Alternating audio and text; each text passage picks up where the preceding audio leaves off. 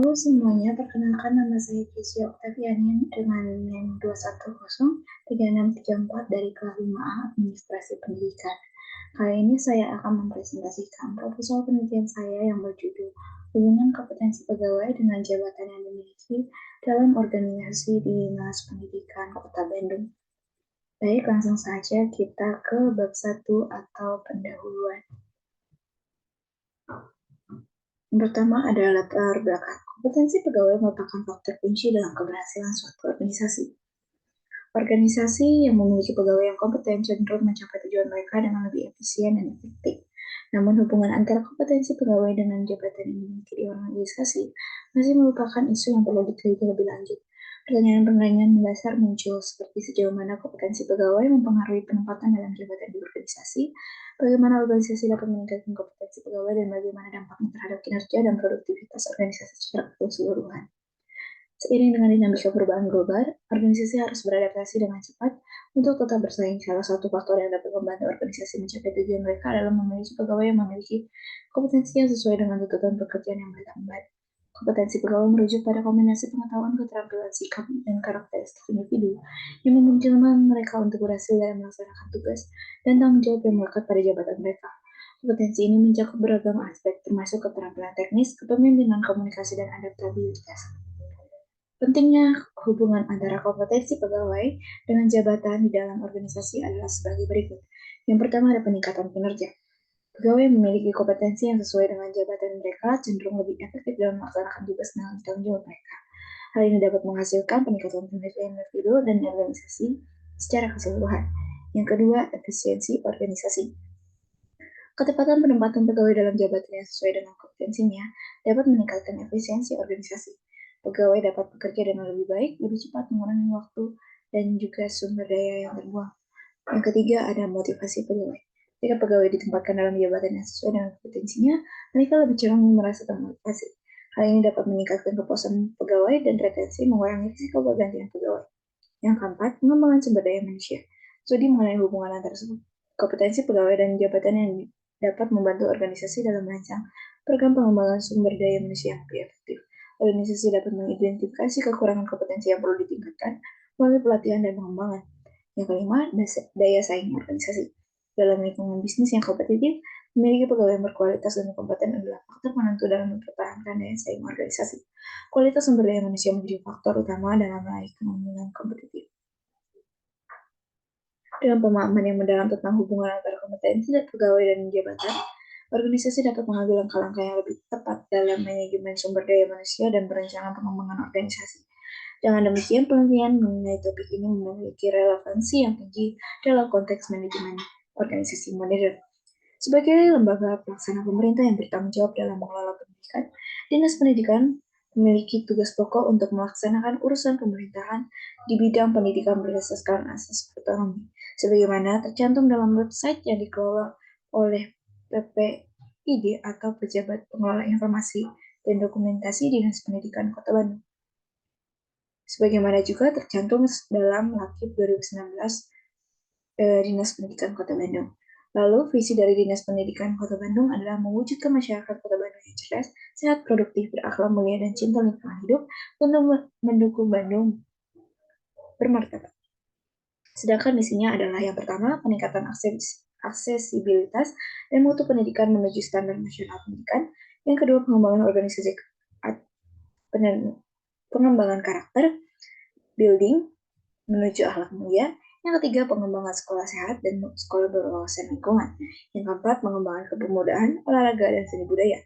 Yang kelima, peningkatan profesionalisme dan kesejahteraan tenaga pendidik dan tenaga pendidikan. Yang keenam, pengembangan good governance melalui manajemen pendidikan yang akuntabel dan transparan. Lalu selanjutnya adalah fungsinya. Untuk memenuhi tugas pokok yang sudah disebutkan tadi, maka fungsi dari Dinas Pendidikan Kota Bandung yang pertama adalah perumusan kebijakan teknis lingkup pembinaan dan pengembangan pendidik PAUD, SD, SMP, sederajat, juga pendidikan non formal atau PNFI, serta pendidikan tenaga pendidikan. Yang kedua, penyelenggaraan urusan pemerintahan dan pelayanan umum di bidang pelaksanaan kegiatan teknis operasional bidang pendidikan yaitu PAUD, SD, SMP sederajat, pendidikan non formal dan informal, serta pendidik dan tenaga pendidikan. Ketiga, pembinaan dan pengembangan pelaksanaan tugas di bidang pendidikan, PAUD, SD, SMP sederajat, PNFI, serta pendidik dan tenaga kependidikan. Yang keempat, pembinaan dan pengembangan di bidang pendidik dan tenaga kependidikan, PAUD, SD, SMP, atau yang disingkat SMP, dan juga PNFI. Yang kelima, pelaksanaan tugas lain yang diberikan oleh wali kota sesuai dengan tugas dan fungsinya. Yang keenam, pembinaan, monitoring, evaluasi, dan laporan penyelenggaraan kegiatan dinas. Lalu untuk struktur organisasi di Dinas Pendidikan Kota Bandung terbagi menjadi 3 kelompok. Yang pertama, pejabat struktural Dinas Pendidikan Kota Bandung terdiri dari Kepala Dinas, Sekretaris Dinas, Kepala Bidang PPSD, Kepala Bidang PPSMP, Kepala Bidang PPPK, Kepala Bidang PP PAUD Dikmas. Yang kedua, pejabat pelaksana Dinas Pendidikan Kota Bandung yang terbagi menjadi 5 bidang. Kelompok jabatan pelaksana sekretariat yang terdiri dari subbab program data dan informasi, subbab keuangan, subbab umum dan kepegawaian.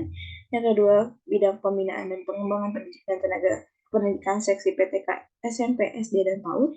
Yang ketiga, bidang pembinaan dan pengembangan SMP, seksi kurikulum SMP, seksi sarana dan prasarana SMP, seksi kelembagaan beserta didik SMP. Yang keempat, bidang pembinaan dan pengembangan SD, seksi kurikulum SD, seksi sarana dan prasarana SD, seksi kelembagaan dan peserta didik SD. Yang kelima, bidang pembinaan dan pengembangan PAUD, seksi kemitraan, seksi pendidikan masyarakat, seksi PAUD, pejabat fungsional, Dinas Pendidikan Kota Bandung. Lalu kelompok yang ketiga adalah kelompok jabatan fungsional yang terdiri dari pengawas sekolah ahli utama, pengawas sekolah ahli madya, pengawas sekolah ahli muda, penilik ahli madya, penilik ahli muda, analisis sumber daya manusia aparatur ahli pertama, dan juga yang terakhir adalah peranata humas ahli pertama.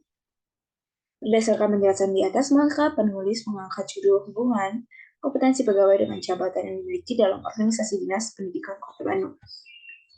Yang selanjutnya ada batasan masalah dan juga rumusan masalah.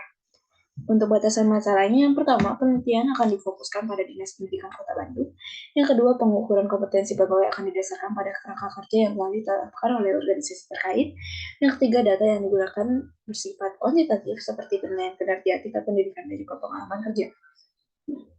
Lalu untuk rumusan masalahnya, yang pertama bagaimana gambaran kompetensi pegawai di Dinas Pendidikan Kota Bandung dalam jabatan di suatu organisasi. Yang kedua, jabatan dan fungsi apa saja yang ada di dalam Kota Bandung, struktur organisasi Dinas Pendidikan Kota Bandung sebagaimana yang sudah dijelaskan di latar belakang tadi. Yang ketiga, bagaimana hubungan antara kompetensi pegawai dan jabatan yang dimiliki pegawai. Yang keempat, apakah kendala yang ditemukan pegawai sesuai dengan jabatan yang dimiliki. Lalu yang selanjutnya ada tujuan penelitian. Untuk tujuan umumnya, penelitian ini bertujuan untuk mengkaji dan mendeskripsikan hubungan kompetensi pegawai dengan jabatan yang dimiliki dalam organisasi di Dinas Pendidikan Kota Bandung. Lalu untuk tujuan khususnya, yang pertama menganalisis gambaran kompetensi pegawai di Dinas Pendidikan Kota Bandung dalam berbagai jabatan di organisasi. Yang kedua, mengidentifikasi dan menguraikan jabatan dan fungsi apa saja yang ada di organisasi Dinas Pendidikan Kota Bandung. Yang ketiga, menganalisis hubungan antara kompetensi pegawai dan jabatan yang dimiliki pegawai Dinas Pendidikan Kota Bandung. Yang keempat, mengidentifikasi dan mengkaji kendala-kendala yang dihadapi oleh pegawai sesuai dengan jabatan yang mereka miliki di Dinas Pendidikan Kota Bandung. Yang selanjutnya ada manfaat penelitian. Untuk manfaat teoritisnya adalah penelitian ini diharapkan dapat menambah pengetahuan dan pengalaman serta memperluas wawasan dalam melakukan teori-teori yang peneliti peroleh selama perkuliahan di program studi administrasi pendidikan Fakultas Ilmu Pendidikan Universitas Pendidikan Indonesia, khususnya mengenai hubungan kompetensi pegawai dengan jabatan yang dimiliki dalam organisasi di Dinas Pendidikan Kota Bandung. Untuk manfaat teoritisnya dari penelitian ini diharapkan dapat bermanfaat sebagai bahan masukan dan pertimbangan atau sumbangan pemikiran yang bermanfaat bagi Dinas Pendidikan Kota Bandung mengenai permasalahan yang berkaitan dengan hubungan kompetensi pegawai dan jabatan yang dimiliki dalam organisasi di Dinas Pendidikan Kota Bandung. Lalu kita akan lanjut ke bab 2 yaitu pembahasan. Yang pertama ada kajian teori. Di sini masing-masing variabel memiliki 2 kajian teori. Yang pertama di variabel X yaitu kompetensi, ada teori dari Wibowo tahun 2007. Jadi substansinya adalah suatu kemampuan untuk melaksanakan atau melakukan suatu pekerjaan atau tugas yang dilandasi atas keterampilan dan pengetahuan serta didukung oleh sikap yang kerja yang dituntut oleh pekerjaan tersebut. Untuk dimensi yang pertama ada pengetahuan atau knowledge. Indikatornya tahu dan paham pengetahuan di bidang masing-masing. Yang kedua, tahu pengetahuan yang berhubungan dengan peraturan prosedur teknik yang baru dalam instansi pemerintahan. Lalu dimensi yang kedua ada keterampilan atau skill, indikatornya kemampuan dalam berkomunikasi dengan baik secara tulisan. Selanjutnya ada kemampuan berkomunikasi dengan jelas secara tulisan. Lalu dimensi yang ketiga ada sikap atau attitude. Indikatornya kemampuan dalam berkomunikasi, dalam berkreativitas, dalam bekerja, dan juga semangat kerja yang tinggi. Lalu yang kedua ada dari Spencer dan Spencer tahun 1993. Substansinya adalah karakteristik yang dapat diukur dan dapat diobservasi dalam perilaku yang terkait dengan keberhasilan pekerjaan. Dimensi yang pertama ada prestasi atau perilaku proaktif. Indikatornya dorongan atau keinginan seseorang untuk bertindak melebihi yang dibutuhkan atau dituntut oleh pekerjaan dan berpengaruh terhadap peningkatan kinerjanya. Dimensi yang kedua ada pelayanan atau kesadaran sosial. Indikatornya kesungguhan dalam memahami keinginan, kepentingan, dan kebutuhan orang lain serta termasuk kebutuhan orang lain yang akan dilayani. Lalu indikator yang selanjutnya, kemampuan memahami emosional orang lain dan keterampilan lainnya dalam memperlakukan orang lain sesuai dengan reaksi mereka, yang termasuk di dalamnya ada empati, orientasi pada pelayanan, dan juga kesadaran berorganisasi. Lalu dimensi yang ketiga ada kemampuan dalam mempengaruhi orang lain. Indikatornya kemampuan seseorang dalam membujuk, meyakinkan, dan mengadili atau menimbulkan kesan baik kepada orang lain sehingga orang lain mau mendukung gagasannya. Dimensi yang keempat, kemampuan manajerial. Indikatornya mengembangkan orang lain, mengarahkan dan kerja tim, kepemimpinan dalam kelompok. Dimensi yang kelima, ada kemampuan kognitif atau pola pikir. Kemampuan indikatornya adalah kemampuan sistem berpikir dan mengenali suatu pola. Kemampuan kognitif telah menjadi prediktor umum terbaik kinerja di berbagai profesi pekerjaan. Lalu dimensi yang terakhir, kesadaran diri. Indikatornya kemampuan untuk mengenali dan memahami suasana hati sendiri, emosi, dan efeknya kepada orang lain. Yang termasuk di dalamnya ada pengendalian diri, kepercayaan diri, dan fleksibilitas yang berpengaruh terhadap kinerja. Lalu, selanjutnya, untuk variabel Y, yaitu jabatan, ada dua kajian teori. Yang pertama dari Gary Dessler dan juga Edwin Lipo. Jadi substansinya adalah kumpulan tugas atau pekerjaan yang diberikan kepada satu individu atau sekelompok individu dalam organisasi. Untuk dimensinya, yang pertama ada deskripsi jabatan, indikatornya itu ada tugas, tanggung jawab, dan wewenang yang terkait dengan jabatan. Yang kedua, dimensinya ada spesifikasi jabatan, indikatornya kualifikasi yang diperlukan seperti pendidikan, pengalaman, keterampilan, dan karakteristik orang lain yang diperlukan untuk sukses dalam jabatan tersebut. Lalu dimensi yang ketiga ada otoritas, indikatornya sejauh mana individu memiliki kewenangan untuk mengambil keputusan dan bertindak dalam jabatannya. Lalu yang keempat ada tanggung jawab, indikatornya akuntabilitas dan tugas khusus yang harus diemban oleh individu yang menduduki jabatan tersebut. Dimensi yang kelima hubungan dengan pihak lain, indikatornya kolaborasi dengan rekan kerja, atasan, bawahan, dan pihak eksternal. Lalu yang keenam ada tujuan dari kinerja, indikatornya pemahaman tentang tujuan jabatan dan bagaimana kinerja dalam jabatan tersebut diukur. Lalu dari Henry Mintzberg tahun 1973, substansinya adalah keseluruhan peran, tanggung jawab, dan aktivitas yang ditetapkan untuk suatu individu di dalam organisasi.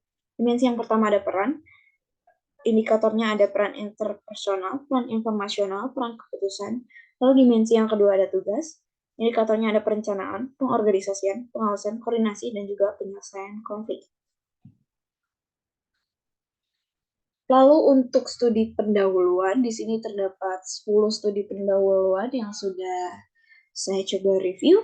Yang pertama adalah pengaruh kompetensi karyawan dan beban kerja terhadap kinerja karyawan Bank Danamon cabang Tuanku Tangkusai, Pekanbaru. Itu adalah doctoral dissertation dari Riau University oleh sastra BA Zulfadil Z dan Fitrika tahun 2017. Untuk variabelnya ada kompetensi karyawan, beban kinerja, dan kinerja karyawan. Metode penelitiannya ada kuantitatif, dan hasilnya adalah kompetensi pegawai, beban kerja, dan kinerja pegawai berpengaruh terhadap kinerja. Nah, untuk persamaannya dengan penelitian saya adalah variabel ini membahas tentang kompetensi pegawai, dan juga menggunakan metode penelitian yang sama, yaitu kuantitatif. Untuk perbedaannya, tempat penelitian yang berbeda. Di sini tempat penelitiannya di Bang Danamon, Cabang Tuanku Kampus Baru, sedangkan saya di Dinas Pendidikan Kota Bandung. Lalu perbedaan selanjutnya adalah penelitian ini tidak meneliti variabel jabatan di organisasi. Untuk studi pendahuluan yang kedua, ada pengaruh kompetensi dan komitmen organisasi terhadap kinerja pegawai, majalah ilmiah dan Dian Ilmu, dari Agustian FA dengan kawan-kawan tahun 2018. Variabelnya kompetensi, komitmen organisasi, kinerja pegawai, metodenya kuantitatif. Hasilnya adalah kompetensi berpengaruh terhadap kinerja pegawai, komitmen organisasi berpengaruh terhadap kinerja pegawai. Persamaannya adalah variabelnya membahas tentang kompetensi pegawai dan juga metode kuantitatif. Perbedaannya tempat penelitian yang berbeda,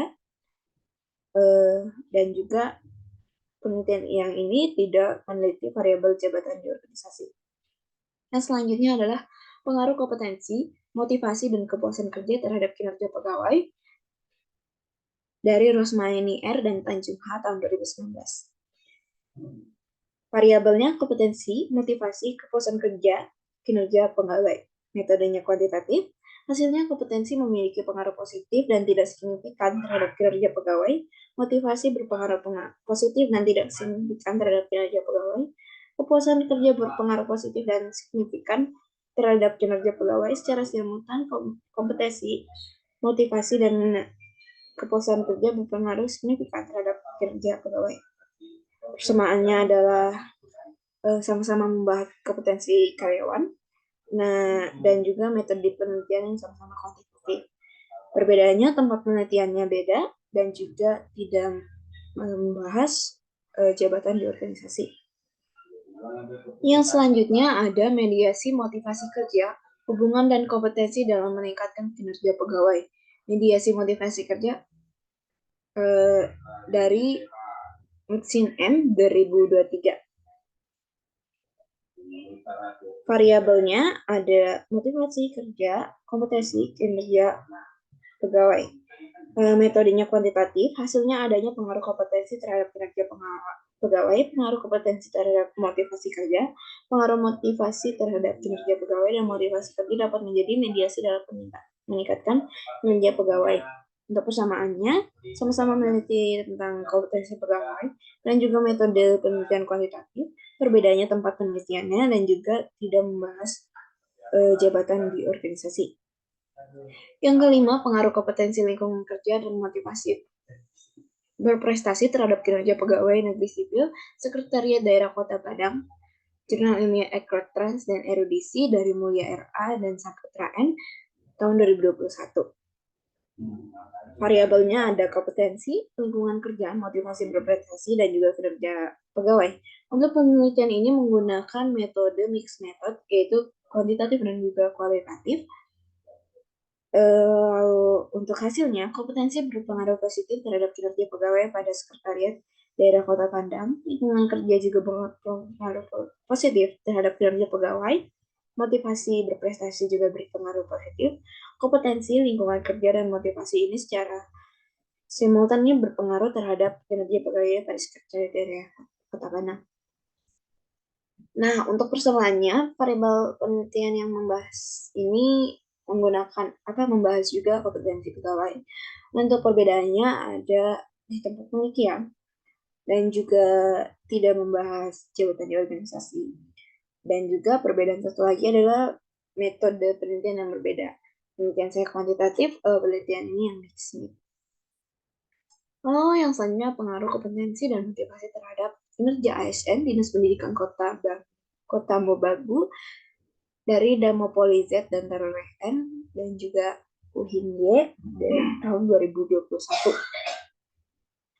Untuk variabelnya ada kompetensi, motivasi, dan juga kinerja. Metodenya kuantitatif. Hasilnya secara parsial, kompetensi dan motivasi berpengaruh secara positif namun tidak signifikan terhadap kinerja pegawai, dan ditemukan bahwa secara simultan kompetensi dan motivasi terdapat pengaruh positif namun tidak signifikan terhadap kinerja pegawai ASN pada Dinas Pendidikan Kota Mobagu. Persamaannya sama-sama membahas kompetensi karyawan kalau menggunakan metode kuantitatif dan tempat penelitian yang sama-sama di Dinas Pendidikan Kota.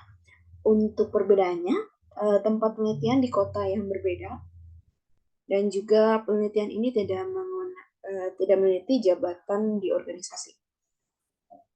Yang keenam, ada pengaruh kompetensi dan motivasi terhadap kinerja ASN Dinas Pendidikan. Yang ketujuh sekarang. Ada pengaruh kompetensi, motivasi, dan disiplin kerja terhadap kinerja pegawai Dinas Pendidikan Kota Makassar dari Talib N dan kawan-kawan tahun 2020. Untuk variabelnya ada kompetensi, motivasi, disiplin kerja, dan kinerja pegawai. Metodenya kuantitatif. Untuk hasilnya, yang pertama, kompetensi, motivasi, dan disiplin kerja bersama-sama mempunyai pengaruh positif dan signifikan terhadap kinerja pegawai di Dinas Pendidikan Kota Makassar. Yang kedua, kompetensi berpengaruh positif dan signifikan terhadap kinerja pegawai. Yang ketiga, motivasi berpengaruh positif dan signifikan terhadap kinerja pegawai. Yang keempat, disiplin kerja berpengaruh positif dan signifikan terhadap kinerja pegawai. Yang kelima, variabel disiplin merupakan variabel yang paling dominan mempengaruhi kinerja pegawai jika dibandingkan dengan variabel motivasi dan kompetensi pada Dinas Pendidikan Kota Makassar. Untuk persamaannya, variabel ini sama-sama meneliti tentang kompetensi karyawan lalu menggunakan metode penelitian yang sama yaitu kuantitatif dan juga tempat penelitian itu sama-sama di Dinas Pendidikan Kota. Namun untuk perbedaannya tempat penelitian di kota berbeda. Lalu penelitian ini tidak membahas juga tentang jabatan di organisasi.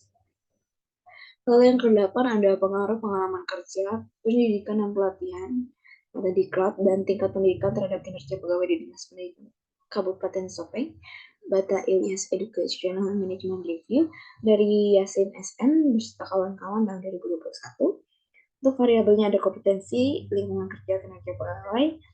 Lalu ini menggunakan metode penelitian kuantitatif. Untuk hasilnya, yang pertama, potensi berpengaruh positif dan signifikan terhadap kinerja pegawai dan pada Dinas Pendidikan Kota Mataram. Yang kedua, lingkungan kerja berpengaruh positif dan signifikan terhadap kinerja pegawai pada Dinas Pendidikan Kota Mataram. Untuk persamaannya, ada variabel penelitian yang membahas mengenai kompetensi karyawan menggunakan metode kuantitatif, tempat penelitian yang sama-sama di Dinas Pendidikan. Namun untuk perbedaannya, tempat penelitiannya di kabupaten atau kota yang berbeda, dan juga penelitian ini tidak membahas variabel tentang jabatan di organisasi.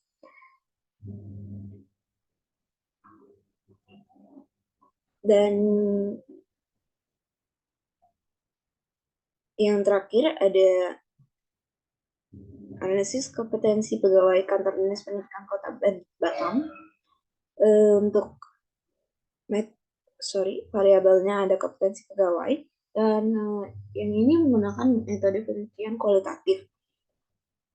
Jadi untuk hasilnya, pegawai kantor Dinas Pendidikan Kota Batam telah menyesuaikan kompetensi sesuai pada aturan dan kebijakan yang terkait, terutama pada kompetensi pendidikan, kompetensi kepribadian, kompetensi sosial, dan kompetensi profesional. Namun masih diperlukan lagi perhatian untuk penempatan sesuai kualifikasi pegawai karena masih ada beberapa pegawai yang tidak sesuai dengan kualifikasinya, terutama pada era saat ini. Hal ini bertujuan agar ke depannya dapat lebih meningkatkan kompetensi yang dimiliki oleh pegawai. Untuk persamaannya, sama-sama membahas kompetensi karyawan. Untuk persamaannya adalah ya tadi sama-sama membahas kompetensi karyawan, lalu tempat penelitian yang sama-sama di Dinas Pendidikan Kota. Untuk perbedaannya, tempat penelitiannya di kota yang berbeda. Lalu penelitian ini tidak meneliti jabatan di organisasi, lalu menggunakan metode penelitian yang berbeda. Nah, ini selanjutnya adalah kerangka pikir penelitian. Di sini terbagi menjadi input, proses, output, dan juga outcome. Jadi inputnya sejauh mana kompetensi pegawai mempengaruhi jabatan dalam organisasi, dan bagaimana organisasi dapat meningkatkan kompetensi pegawai, dan bagaimana dampaknya terhadap kinerja dan produktivitas organisasi secara keseluruhan. Untuk gamenya, kompetensi pegawai belum sesuai dengan jabatan yang dimiliki. Lalu harapannya apa sih? Harapannya adalah kompetensi pegawai sesuai dengan jabatan yang dimiliki. Untuk prosesnya, sesuai dengan teori yang tadi, kompetensi pegawai itu ada pengetahuan, sikap, keterampilan, prestasi atau perilaku proaktif, pelayanan, atau kesadaran sosial, kemampuan dalam mempengaruhi orang lain, kemampuan manajerial, kemampuan kognitif atau pola pikir, dan juga kesadaran diri. Di variabel Y, jabatan dalam organisasi terdapat deskripsi jabatan, spesifikasi jabatan, otoritas tanggung jawab hubungan dengan pihak lain, tujuan dan kinerja, peran dan tugas. Untuk output yang diharapkan adalah peningkatan kompetensi pegawai. Untuk outcome-nya adalah peningkatan kinerja, efisiensi organisasi, motivasi pegawai, pengembangan sumber daya manusia, dan juga daya saing organisasi. Maka judul penelitiannya adalah hubungan kompetensi pegawai dengan jabatan yang dimiliki dalam organisasi di Dinas Pendidikan Kota Bandung. Baik, yang selanjutnya bab 3, metode penelitian. Metode dan pendekatan penelitian. Menurut Sugiono, tahun 2016, metode penelitian adalah tindakan atau langkah yang dilakukan secara sistematis oleh peneliti dalam mengumpulkan data, menganalisis data, dan menarik kesimpulan. Sedangkan pendekatan penelitian adalah strategi atau rencana keseluruhan yang digunakan oleh peneliti untuk mengidentifikasi pertanyaan penelitian dan atau tujuan penelitian, mengumpulkan dan menganalisis data, serta menginterpretasikan hasil menurut John W. Castle tahun 2014. Jadi untuk metode yang digunakan pada penelitian ini adalah pendekatan kuantitatif menggunakan analisis deskriptif atau studi korelasional, yaitu penelitian untuk mencari hubungan atau pengaruh antar variabel yang diteliti. Selanjutnya, partisipan dan lokasi penelitian. Dalam suatu penelitian diperlukan partisipan sebagai pihak yang terlibat menjadi peserta penelitian.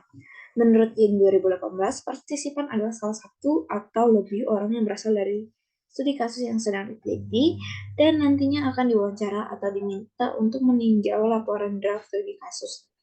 Adapun partisipan dalam penelitian kali ini yaitu pegawai Dinas Pendidikan Kota Bandung. Untuk lokasi penelitian merupakan tempat dilaksanakannya penelitian dan juga pengambilan data yang dibutuhkan. Dalam kesempatan ini, penulis melakukan penelitian di Dinas Pendidikan Kota Bandung yang bertempat di Jalan Ahmad Yani nomor 239, Merdeka, Kecamatan Sumur Bandung, Kota Bandung, Jawa Barat, kode pos 40113. Untuk prosedur pengolahan datanya, suatu penelitian harus didasarkan pada data empiris serta berdasarkan pada prosedur yang benar dan sistematika yang jelas. Penelitian ini dilakukan dengan melakukan beberapa tahapan, yaitu sebagai berikut.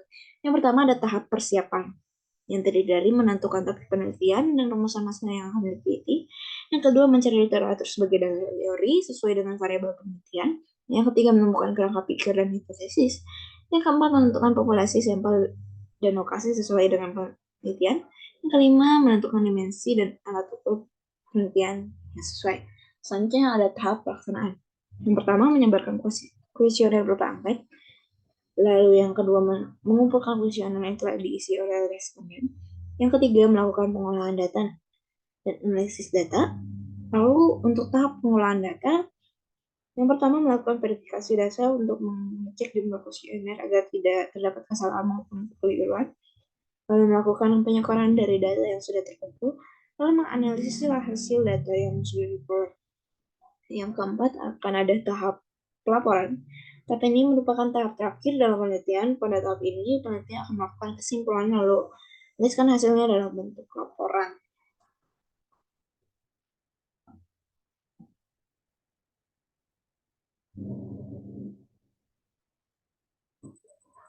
Baik, jadi seperti itu saja presentasi proposal penelitian saya.